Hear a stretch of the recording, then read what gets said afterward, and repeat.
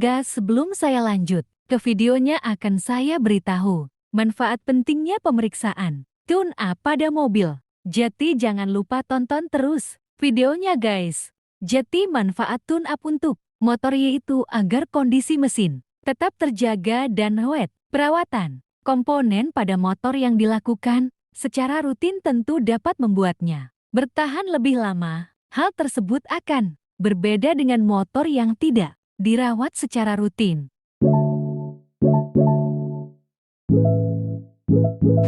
Assalamualaikum warahmatullahi wabarakatuh.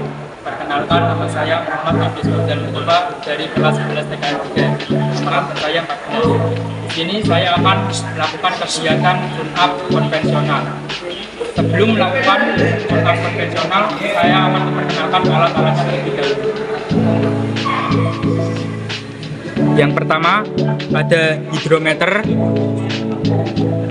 ada kunci shock, dan di dalam caddy yang paling atas ada kunci T, kunci busi, obeng plus dan obeng min, kunci pas, dan juga tang.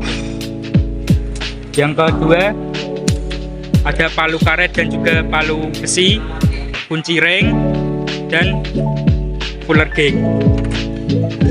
Yang ketiga di bawahnya lagi ada timing leg, AVO, dual tester, radiator cup tester, dan yang ini compression tester.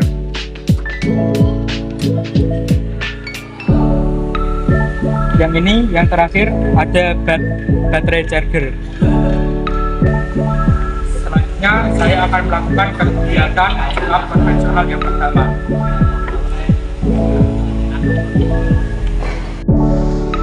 Untuk melaksanakan tune-up konvensional yang pertama, saya akan memeriksa minyak pelumas mesin. Pemeriksaan minyak pelumas mesin itu dibagi menjadi dua. Yang pertama, pemeriksaan ketinggian oli pelumas. Yang kedua, pemeriksaan kualitas oli pelumas. Saya akan melakukan yang pertama terlebih dahulu, yaitu pemeriksaan ketinggian oli pelumas dengan cara menarik stick pada oli. Bisa dilihat ketinggian pada oli melebihi kapasitas atau oli terlalu banyak, sehingga kesimpulannya oli ini kurang baik atau oli kelebihan kapasitas. Selanjutnya pemeriksaan kualitas oli pelumas dengan cara meneteskan oli ke jari. Setelah saya rasakan, tidak ada gram-gram besi pada oli, tapi keadaan oli hitam. Sebaiknya oli ini harus diganti.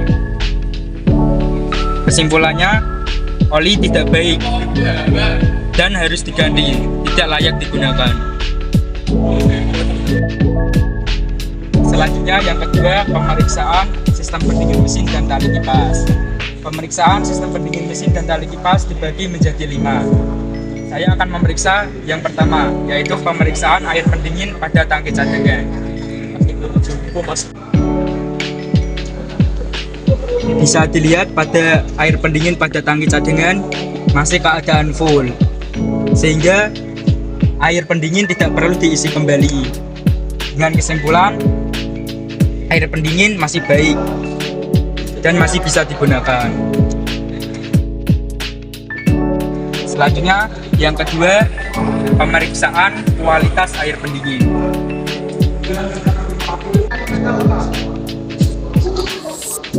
Kualitas air pendingin bisa dilihat air pendingin masih bening, sehingga air pendingin tidak perlu diganti kembali. Kesimpulannya, air pendingin ini masih baik dan masih layak digunakan.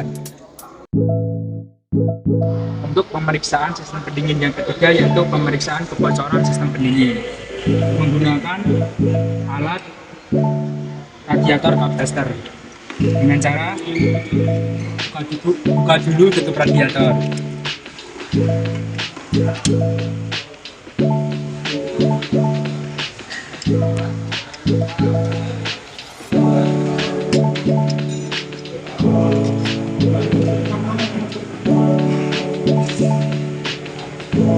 Lalu pasangkan radiator kap tester ke sistem pendingin.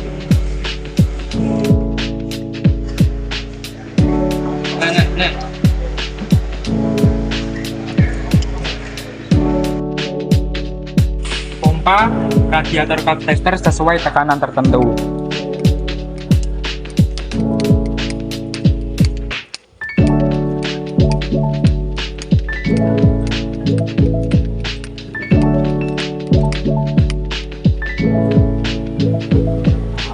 Tahan radiator kap tester.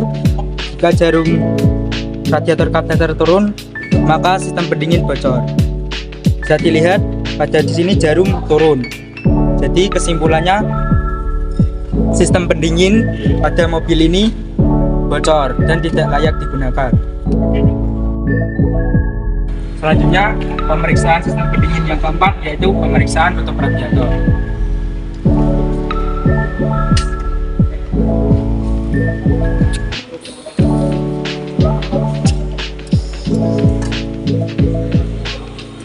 Sama pasang tutup radiator ke radiator kompresor.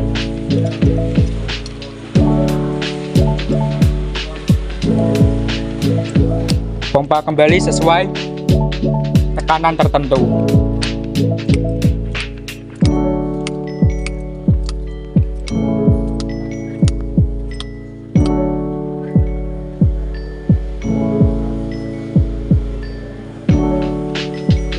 Sama seperti sistem pendingin, tutup radiator juga bocor karena jarum pada radiator kap tester turun.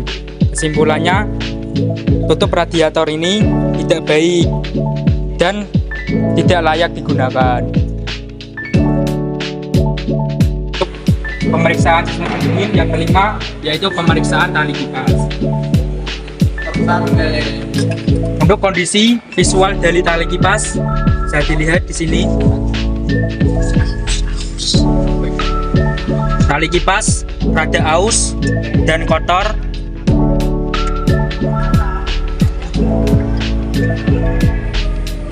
Dan saat dipegang kendor. Kesimpulan dari tali kipas ini tidak baik, perlu diganti. Yang ketiga, pemeriksaan saringan udara. Caranya kita buka dulu, tutup,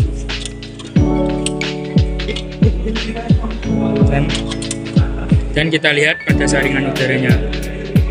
Untuk kondisi visualnya bisa dilihat di sini ada keretakan pada saringan udara, dan pada saringan udara ini juga agak kotor. Maka dengan kesimpulan saringan udara ini sudah tidak bagus dan sudah tidak layak digunakan. Untuk yang nomor 4, pemeriksaan baterai. Pemeriksaan baterai dibagi menjadi 4. Untuk yang pertama, saya akan memeriksa tinggi elektrolit. Caranya, kita kocak aki baterai dan bisa dilihat di sini di posisi lower level. Maka aki pada baterai ini kurang. Dengan kesimpulan harus ditambahkan kembali. Yang kedua, pemeriksaan secara visual kotak baterai. Untuk kondisi dari kotak baterai ini tidak rata atau nyembung, maka kesimpulannya kotak baterai ini sudah tidak bagus. Untuk yang ketiga, pemeriksaan pada jenis elektrolit. Untuk alat yang saya gunakan menggunakan alat hidrometer. Caranya, lepas dulu tutup pada aki baterai, lalu pencet hidrometer, masukkan.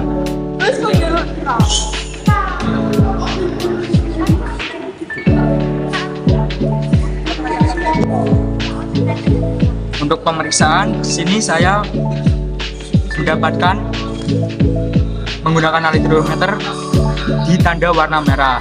Itu tandanya aki pada baterai ini sudah tidak bagus dan harus diganti. Dan jangan lupa untuk memeriksa sel yang ke ini, dan ini. Saya hanya menyontohkan satu saja. Yang keempat, pengukuran tegangan baterai. Untuk alat untuk mengukur tegangan baterai, saya menggunakan alat AVO. Caranya, arahkan avometer ke DC volt dengan ukuran 50. Lalu tempelkan kabel avometer ke positif dan negatif pada api.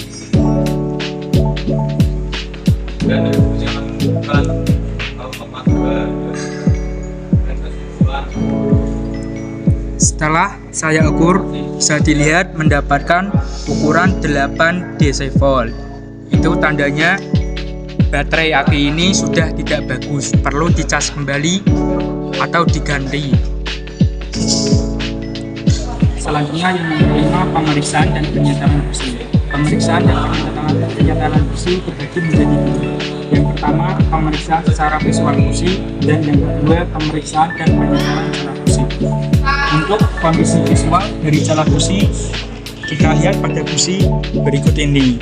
Untuk kondisi visual pada busi masih berwarna silver dan masih bersih, tidak ada coakan pada busi juga tidak pecah. Maka kesimpulannya, busi ini masih bagus dan masih layak digunakan. Selanjutnya, pemeriksaan dan penyetelan celah busi. Untuk pemeriksaan dan penyetelan celah busi, saya menggunakan alat fuller gauge dan juga obeng main. Untuk caranya, kita lihat dulu berapa ukuran celah busi.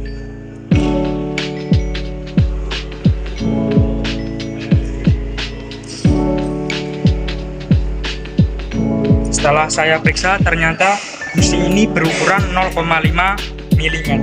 Selanjutnya kita akan setel busi ke ukuran 0,7 mm dengan cara berikut ini.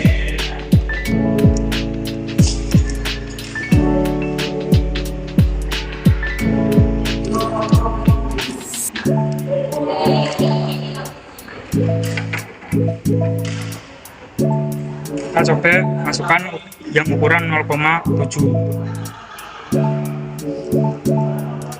Nah, bisa dilihat untuk ukuran 0,7 sudah masuk.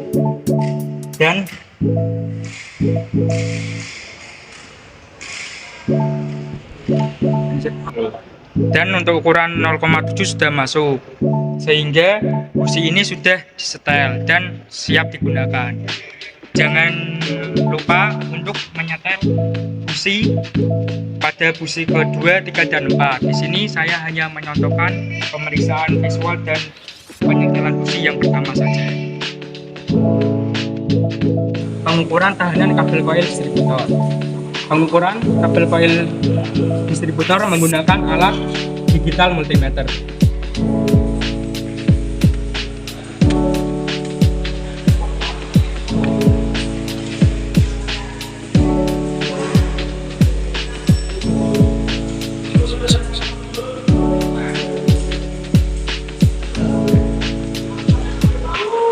Hasil pengukuran menunjukkan ukuran 21,26 kilo ohm. Maka kesimpulan dari pengukuran kabel coil distributor masih baik dan masih layak digunakan. Pengukuran kabel busi. Pengukuran kabel busi juga menggunakan digital multimeter.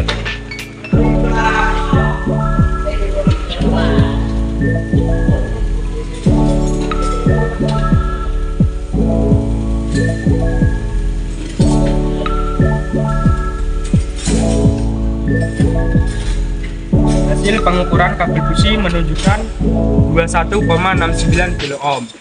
Jadi kesimpulannya, kabel busi ini masih baik dan masih layak digunakan. Pemeriksaan untuk distributor.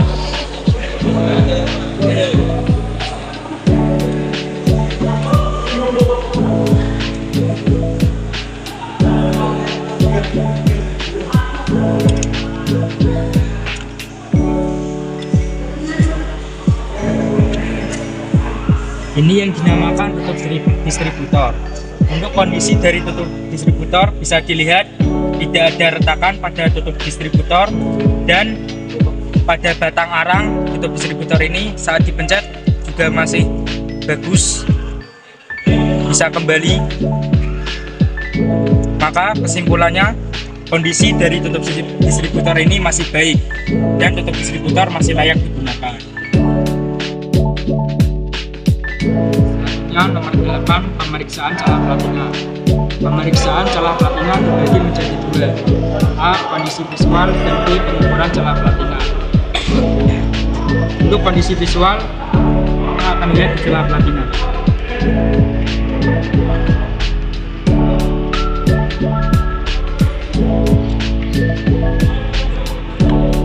Kondisi visual dari celah platina, tidak ada kerak warna hitam dan warna celah platina ini masih silver, sehingga kesimpulannya masih bagus dan masih layak digunakan. Selanjutnya yang B, pengukuran celah platina. Untuk pengukuran celah platina menggunakan alat obeng plus dan obeng main dan juga fuller gauge.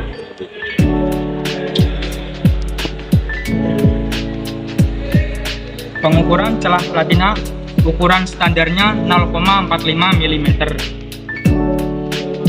Berhubung di fuller gauge tidak ada ukuran 0,45 mm, kita akan menggunakan ukuran 0,4 mm dan juga 0,5 mm.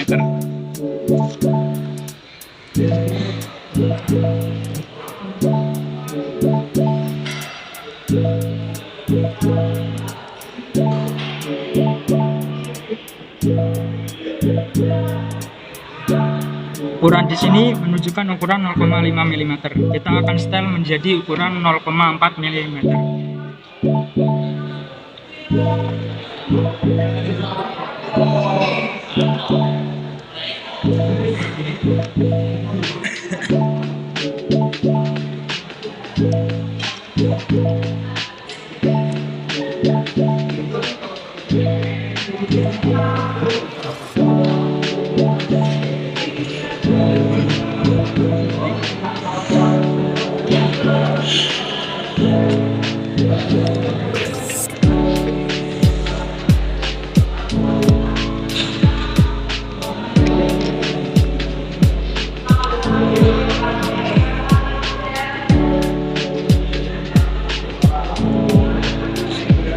Ukurannya sudah pas menunjukkan ukuran 0,4 mm, sehingga kesimpulan dari celah platina ini pada saat di starter masih langsung bisa menyala.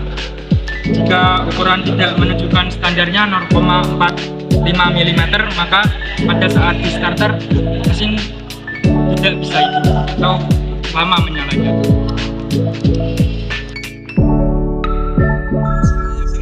Nomor 8, pemeriksaan atau penyetelan celah katup. Untuk caranya, yang pertama, posisikan atau putar puli ke posisi top 1. Selanjutnya kita mulai penyetelan celah katup.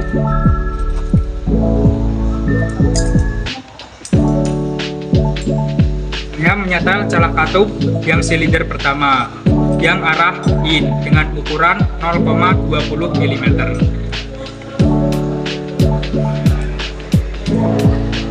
Putarkan dulu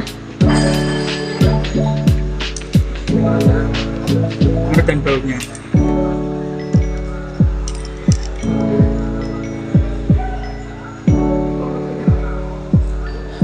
Lalu kita masukkan fuller gauge pada celah katup, kencangkan sehingga terasa fuller gauge terasa seret.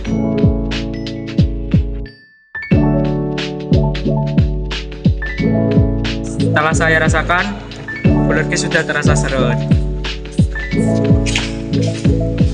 Itu tandanya celah katup pada silinder pertama yang ini sudah saya setel. Jangan lupa kita kencangkan kembali.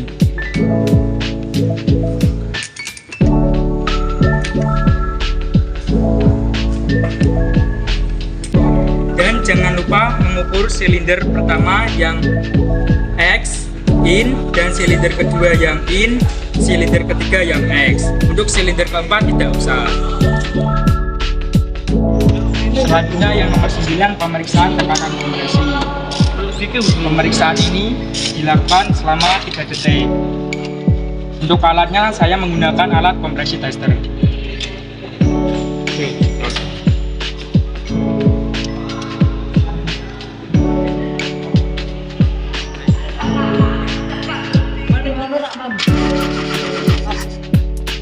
Untuk hasilnya bisa dilihat sendiri di sini.